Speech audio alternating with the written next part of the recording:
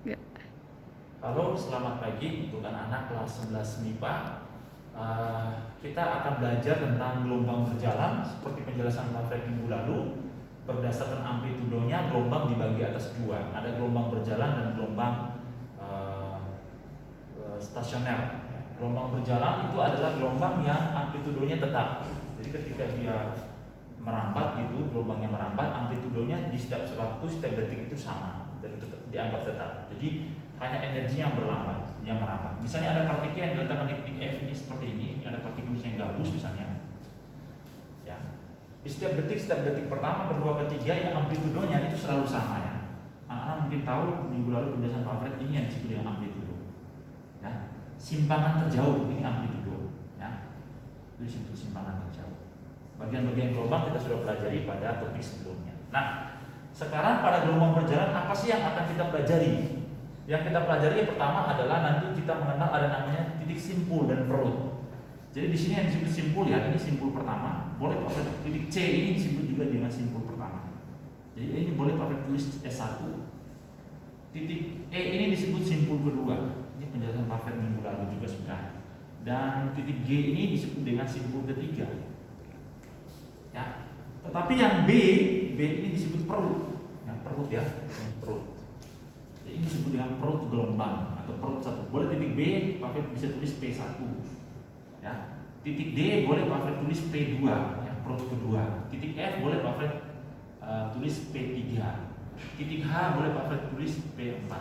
Jadi kalau ada di soal misalnya jarak antara perut dan simpul terdekat berarti seperempat gelombang. Atau jarak antara simpul terdekat berarti setengah gelombang, ya. Jadi ingat satu lembah, satu bukit, ya satu lembah itu adalah setengah gelombang. Tapi kalau satu gelombang berarti satu bukit, satu lembah seperti penjelasan Pak Fred minggu lalu. Nah, apa yang kita akan pelajari pada gelombang berjalan? Pertama, kita harus menghitung yang kita sebut dengan simpangan, ya simpangan gelombang. Simpangan itu simbolnya huruf Y, ya. Nanti di persamaan-persamaan kalian ketemu di gelombang berjalan, ya. Kita akan bahas satu persatu. Persamaan umumnya kalian nggak usah pusing di buku paket ini ya. Persamaan umum yang kalian ingat adalah ini untuk persamaan umumnya ya, untuk simpangannya. Persamaan umum adalah Y sama dengan ya, ini persamaan umumnya plus minus ya, plus ada tanda plus minus A sin, ini persamaan umumnya A sin dalam kurung omega T plus minus Kx. Ini persamaan umum untuk menentukan simpangannya untuk persamaan umumnya. Ya. Di mana kalian perhatikan di sini? Ya nanti sebentar kita pahami kenapa ini plus minus. Nah, dikatakan plus apabila apabila amplitudonya mulai dari atas. Nah, jadi gelombangnya naik ke atas dulu, itu dikatakan plus. Tapi kalau dia bernaik minus, berarti gelombang itu mulai dari bawah, mulai dari lembah dulu. Yaitu minus, bernilai minus. Maka pakai tulis plus minus. Jadi kalau digambar misalnya dari sini, gelombangnya mulai dari kanan ke kiri, misalnya gelombang dari sini misalnya, berarti amplitudonya mulai dari minus dulu. Tapi kalau Pak Fred gambarkan dari sumber getaran yang mulai dari kanan, berarti mulai dari atas, berarti ini plus. Ya, ini yang menentukan A. Jadi Pak Fred tulis di sini, kalau gelombangnya A-nya apabila A-nya plus, apabila gelombang mulai dari atas. Gelombang merambat atau langsung ada gelombangnya mulai dari atas. Jadi gelombangnya gini.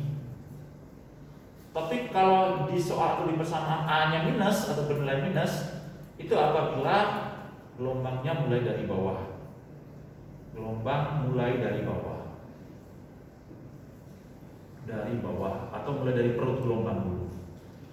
Lalu di sini kalian perhatikan ada plus minus yang belakang ini. Pak, plus minus yang belakang ini maksudnya gimana? Jadi kalau ini Pak Fred boleh kasih keterangan. Jadi Kx-nya bernilai positif ya, atau bernilai positif. Itu apabila gelombangnya berjalan ke kiri ya. Gelombangnya ke kiri. Jadi kalau Kx-nya positif berarti gelombangnya ya sebentar Pak Fred jelasinnya. Kalau yang minus Kx ya, berarti gelombangnya merambat ke kanan. Gelombangnya merambat ke kanan. Jadi Pak Fred gambarkan gini ya. Misalnya ini ada gelombang transversal seperti ini Y, kemudian ini X. Kalau gelombangnya seperti ini, perhatikan. Nah, berarti ini kita otomatis ini pasti min Kx. Kenapa minus? Gelombangnya mengalir ke ini terbalik ya. Ya, ke kiri, ke kanan ya. Minus berarti gelombangnya merambat ke kanan. Lalu pasti A-nya positif. Nanti di persamaan gelombangnya A-nya pasti positif.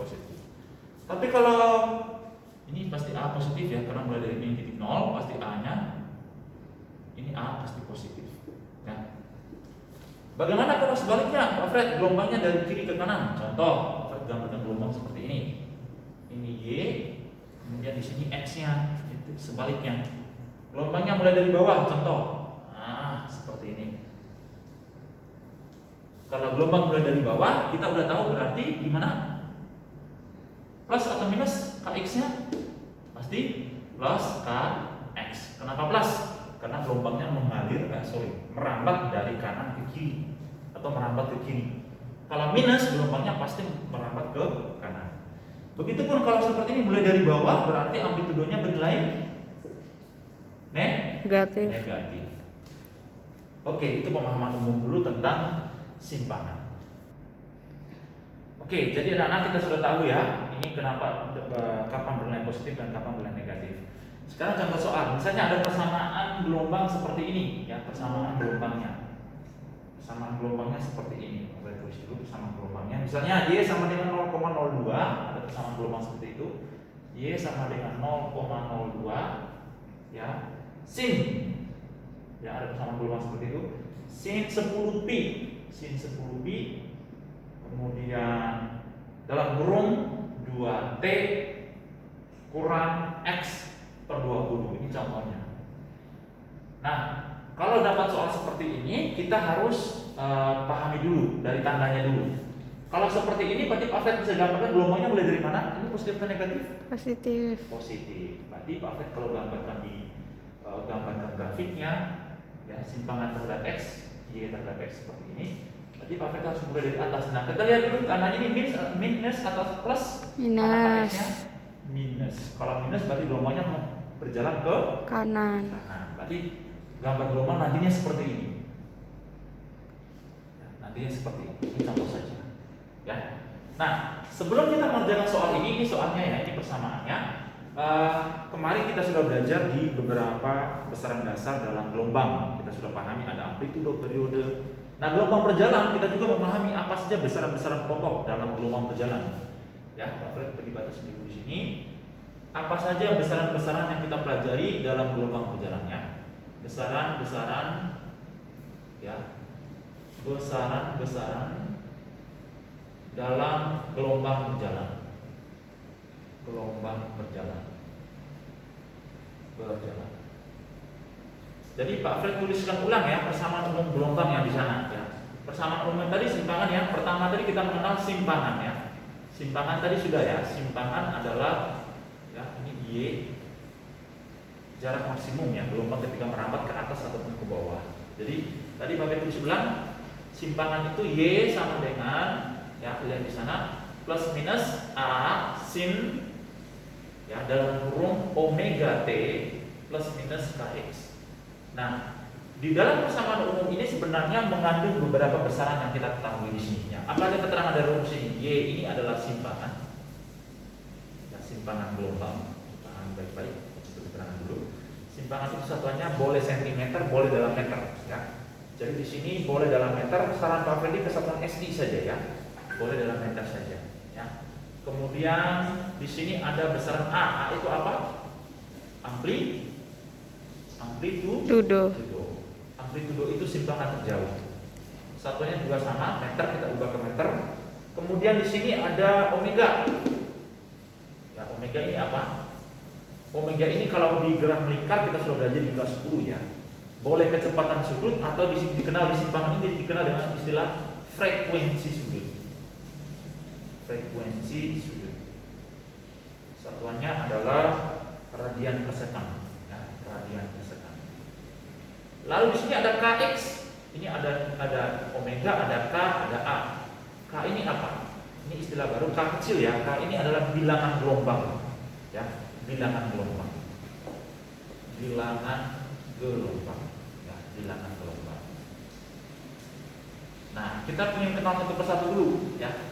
Simpangan tadi sudah, ini persamaan umumnya sudah ada, sudah dijelaskan di bahasa sebelumnya sudah. Nah, kita akan mengenal berikut, Pak, apa itu A, apa itu W, apa itu omega, apa itu K. Kita kenal yang kedua, besaran kedua, yaitu kita mengenal frekuensi sudut atau omega. Frekuensi sudut itu dalam gelombang omega. Jadi kalau mencari frekuensi sudut pada gelombang berjalan, ya kita kan sudah mengenal ya hubungan untuk digerak melingkar ya. Jadi omega itu kita sudah tahu bahwa bisa gunakan rumus, ya 2pi ya dikali F boleh, ya 2pi dikali F boleh. Atau bisa kita gunakan di gerak lingkar, kita di sini menggunakan omega sama dengan, ya kita tahu kan F kan sama dengan seperti ya 1 per periode. Jadi kita bisa ganti nih seperti ini ke sini. Jadi omega juga bisa kita gunakan 2pi per T. Ya. Jadi ini persamaan umum untuk frekuensi sudut atau untuk mencari omega. Ya, simpangan sudah, frekuensi sudut sudah. Sekarang yang ketiga, besaran apa lagi yang ketiga? Sudah ya, frekuensi sudut yang ketiga adalah bilangan gelombang atau K. Jadi K ini adalah bilangan gelombang. Jadi kita pahami besaran yang ketiga adalah kita mengenal bilangan gelombang atau K. K yang di sini ya. Tadi omega tadi sudah, ini omega sebenarnya. Bilangan gelombang atau K kecil ya. Bilangan gelombang itu adalah besaran yang menunjukkannya atau yang disimbolkan dengan huruf K. Kalau pada gelombang berjalan, kalian bisa itu menggunakan rumus ini. K itu sama dengan 2pi per lambda. Ini rumus untuk menghitung besarnya bilangan gelombang yang kita gunakan dalam perhitungan nanti untuk gelombang berjalan. Ya, 2pi per lambda. Ya, pi itu kalau frekuensi sudut ini bisa dalam bentuk derajat, lambda itu kan panjang gelombang ya. Kalau untuk gelombang transversal satu bukit satu lubang yang sudah kita pelajari pada topik sebelumnya. Ini dulu yang ketiga ya sudah ya 1, 2, 3, yang keempat berarti ya. Yang keempat kita mengenal besaran berikut adalah cepat rambat gelombang. Seperti halnya pada persamaan umum gelombang ya, cepat rambat gelombang. Ayo cepat rambat simbolnya apa? Kecepatan V ya, cepat rambat gelombang. Untuk gelombang berjalan, cara menentukan V-nya adalah V, saya gunakan V sama dengan boleh omega per K, kita boleh juga seperti ini. Frekuensi sudut dibagi dengan tetapan gelombang, omega per K. Atau kita bisa gunakan omega dikali F. Lambda dikali F, omega, lambda dikali F. Jadi pas saya beri keterangannya, omega di sini ya, K ini tetapan gelombang. Tetapan gelombang sama ya, keterangan sebelumnya sudah ditulis, tidak perlu ditulis kembali. K tadi sudah, lalu omega ini adalah frekuensi sudut. Sudah, satunya radian per second, di sini ada lambda, ada F. Jadi lambda itu adalah panjang gelombang atau jarak satu bukit satu lembah atau satu rampatan satu renggangan ya, panjang gelombang. Ini satuannya meter, juga ke meter, ke senti juga boleh. Kemudian F ini adalah frekuensi sudut atau frekuensi gelombang. Satuannya boleh dalam sepersekon, per sekon maka minus 1 atau sama dengan hertz, boleh dengan hertz. Ya, itu besaran-besaran umum dalam gelombang berjalan. Ini kalian ingat, besaran pertama untuk menyatakan simpangan, yang kedua untuk menyatakan frekuensi sudut atau omega, yang ketiga untuk menyatakan tetapan gelombang, yang keempat adalah kita menyatakan cepat rambat gelombang.